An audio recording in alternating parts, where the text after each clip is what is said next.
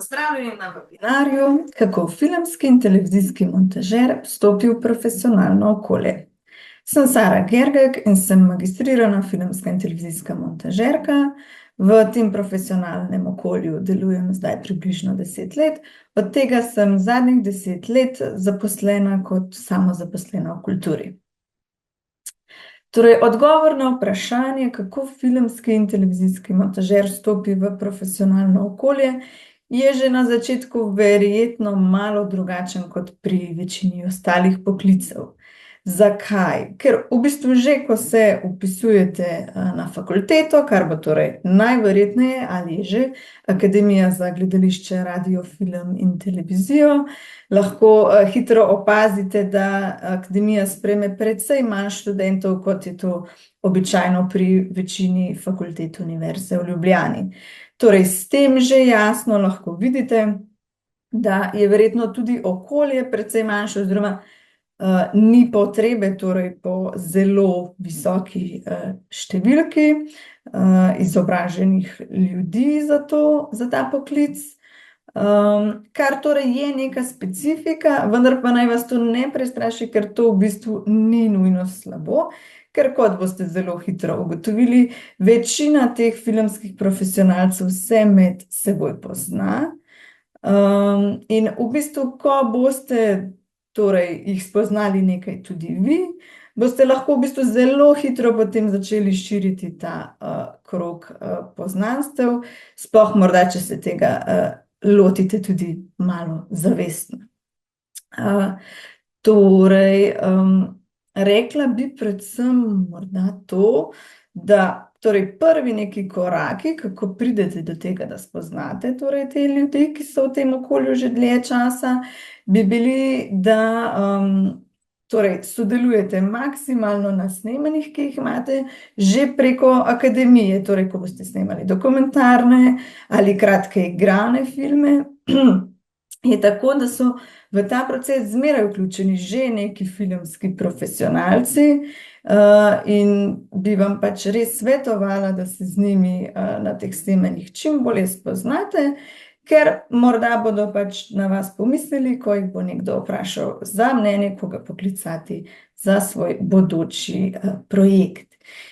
Poleg tega niso tukaj seveda pomembni samo filmski profesionalci, ampak tudi vaši prijatelji, študenti, predvsem torej tudi starejši študenti od vas, letnik 2-3 višje, ker po mojih izkušnjah so prav oni največkrat tisti, ki vam v bistvu priskrbijo vaše prve projekte, in sicer zato, ker morda oni sami v neki točki nimajo časa za nek projekt, ki jim je bil ponujen, in če boste vi torej se na akademiji z njimi spoznali, vam ne bo nerodno, da jih kdaj vprašate za kakšne nasvete, mnenja, izkoristite jih konec koncev, ker torej vejo že nekaj več od vas, in na ta način si vas bodo zapomnili in v bistvu o vas dobili tudi najverjetneje pozitivno mnenje in tako na vas pomislili, ko sami nekega projekta ne bodo morali sprejeti. Je sicer tukaj potrebno opozoriti na to, da se hitro zgodi seveda, ko nekdo želi zaposliti študenta, da verjetno nima ravno veliko finančnih sredstev oziroma vam ponuja nek manjši honorar, kar sicer seveda nikakor ne podpiram, da bi delali za premajhne honorarje, vendar pa je res, da za tiste res čisto prve projekte, ko vi konec koncev tem naročnikom oziroma producentom običajno res nimate nekako še za pokazati nekih svojih projektov, in ste neke vrste zelo nepreverjeni, torej, in se zavedajo, da še niste prav zelo izkušeni, in s tem sprejemajo neko tveganje z vami, je torej prav, da tudi vi mogoče torej malo spustite svoje torej standarde, no, glede honorarja, ampak torej, kot sem že povedala, to res velja samo za tiste čisto prve projekte, potem pa je seveda edino pravilno, da ste za svoje delo pošteno in primerno plačani glede na obseg in zahtevnost, za kar ponovno se obrnite, če je potrebno, na torej kakšne starejše študente, da boste vedeli, kakšni so ti zneski. Ker v bistvu, če se malo dotaknemo te finančne plati, v kreativnih poklicih je to definitivno malo drugače kot pri nekih bolj klasičnih oblikah zaposlitve, ker ja, seveda ne, da ne obstaja redna zaposlitev v tem poklicu, vendar, če smo čisto iskreni, razen če se ne boste zaposlili na televiziji, boste najverjetneje večino časa delali po različnih projektih za različne naročnike in to pomeni tudi, da boste vsakič znova za vsak projekt sklepali pogodbe. Torej zdaj, če mogoče samo na hitro naštejem, torej kaj so neke te oblike zaposlitev, seveda dokler ste še študenti, boste najverjetneje pač delali preko študentske napotnice, potem morda že tudi takrat ali pa takoj po torej končani fakulteti sem imela nekaj izkušenj tudi z avtorskimi pogodbami, ki nekako pridejo prav v primeru ravno, ko nekako nimate torej drugih opcij. Potem jaz osebno zelo priporočam takoj, ko imate neko zadostno število projektov in izkušenj za to, da skušate kandidirati za status samozaposlenega v kulturi s pravico do plačila prispevkov, torej s strani Ministrstva za kulturo, ker v bistvu na ta način vam torej ni potrebno, tako kot pri klasičnem espeju, plačevati vsak mesec torej teh prispevkov. In seveda to se na letni ravni nekaj pozna, še posebej, če ste torej v takem malo nepredvidljivem poklicu, kjer tudi, ne vem, nimamo plačanih dopustov ali kaj takega, ne. Tako da če oziroma ko imate dovolj projektov, da bi to pravico lahko prejeli, ker o tem pač seveda odloča neka komisija, zato ker načeloma ne more tega dobiti pač ravno čisto vsak, ne. Ampak ko imate za sabo torej nekaj projektov, priporočil, je bil kakšen od teh projektov morda zanimiv oziroma vsaj malo odmeven doma ali v tujini, pa najverjetneje lahko že naberete dovolj točk, da vam torej komisija ta status podeli. Edino je pa res tukaj ena finančna omejitev, in sicer v 3 letih ne smete presegati nekega določenega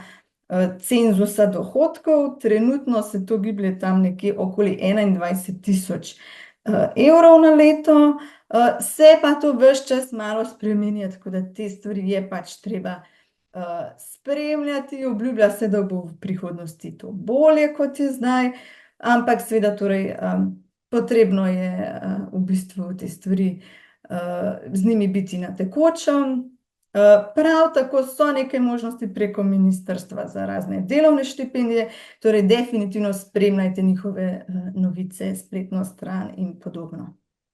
Potem je torej tukaj, kot že omenjeno, čisto klasičen espe, katerega mislim, da se poslužuje kar velika večina ljudi v tem poklicu.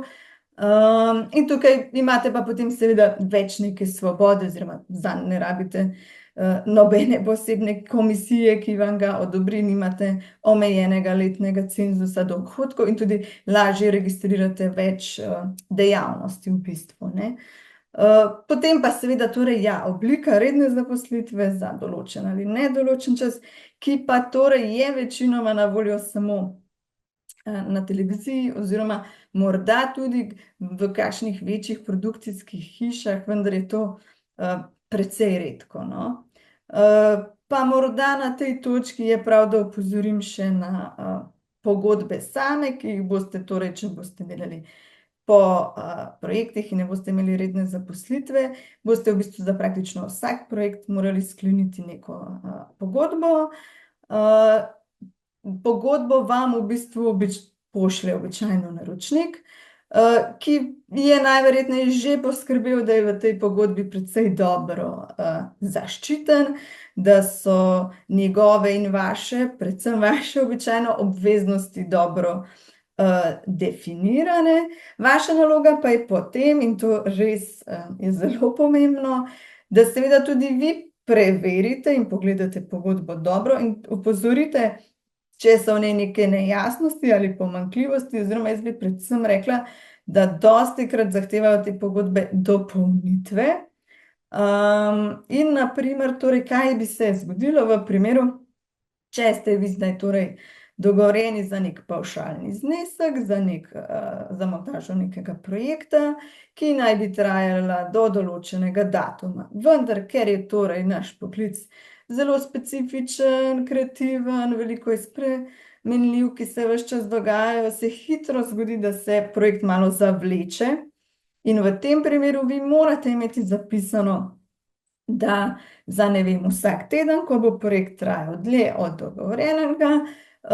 torej ponovno ste potrebni dobiti nek določen finančni znesek za svoje delo. To je recimo samo eden takih bolj očitnih primerov in pomembnejših, ampak zagotovo je pa tukaj še veliko drugih stvari. Ne pozabiti tudi, da se morate zmeraj čim bolj, če se le da, čim hitreje dogovoriti o sami organizaciji projekta, poteku dela, ker res zelo hitro tudi za neke očitne stvari lahko pride do kakšnih nesporazumov. Morda si mislijo, da boste vi naredili nekaj, kar sploh v bistvu ne sodi pod montažo, ampak morda mislijo, da boste naredili še barvno obdelavo slike. Res zelo hitro pride do kakšnih nesporazumov. Če pa boste pač stvari res maksimalno skušali dogovoriti že na začetku, se tem stvarem torej lahko izognete in boste posledično na koncu vsi bolj zadovoljni. Vem, da vas je tega včasih lahko mogoče strah, oziroma nočete izpasti že na začetku projekta kot nekdo, ki rad komplicira, ampak v bistvu jaz zdaj v teh 10 letih sem ugotovila, da se je še zmeraj na koncu obrestovalo omeniti kakšno stvar na začetku več, tudi če sem kdaj za kaj res mislila, da je zelo samoumevno in da sploh ni treba o tem nekaj govoriti.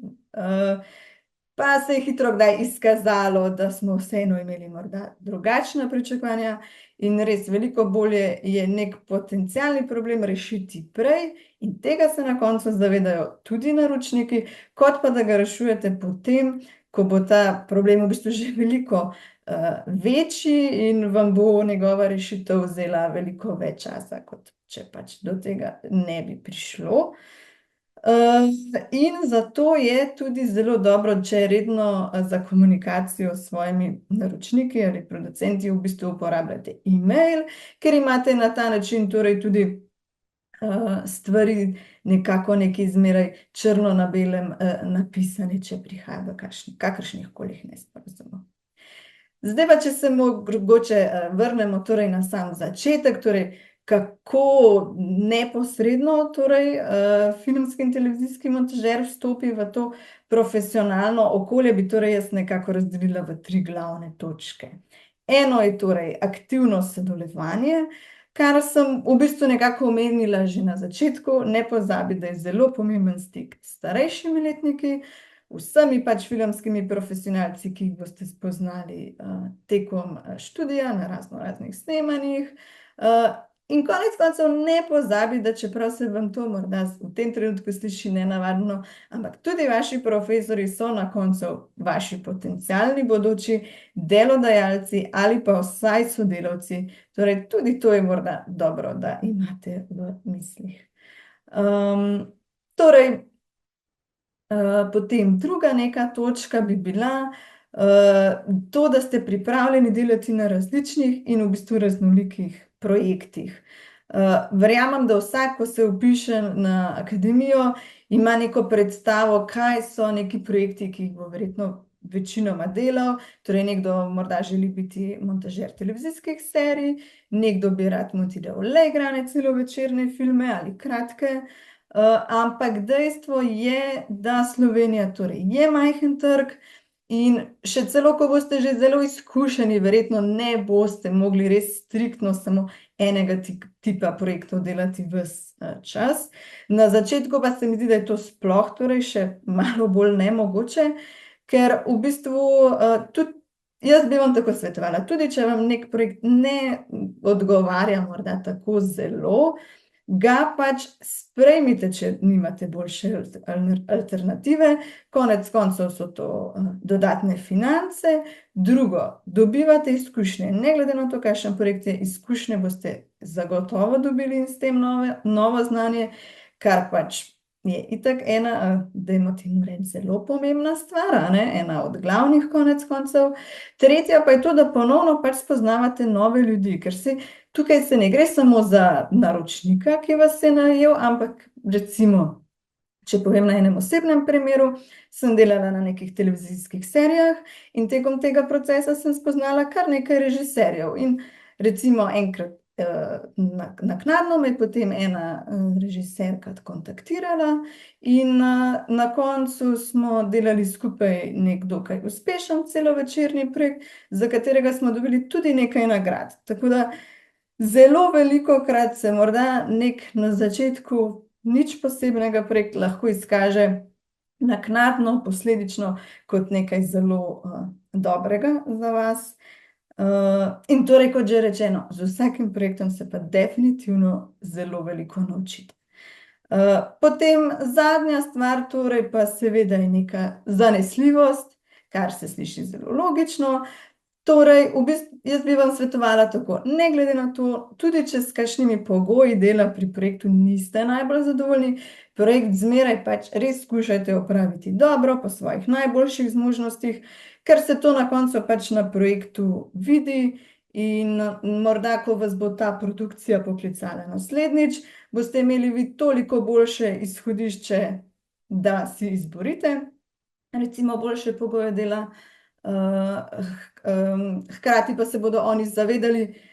oziroma jim bo veliko lažje vam omogočiti te boljše pogoje dela, zato ker bodo vedeli, da ste že zadnjič, torej ne glede na vse, dobro opravili svoje delo. Torej, jaz v bistvu mislim, da če se teh nasvetov torej skušate držati, bo vaš prehod v profesionalno okolje zelo hiter in brez nekih večjih težav. Verjemite vase in v svoje sposobnosti, opozorite na kakšne potencialne pomanjkljivosti, ko je to potrebno, seveda pa se zmeraj trudite svoje delo opravljati kar najboljše. Hvala vam za poslušanje in veliko sreče na vaši poklicni poti.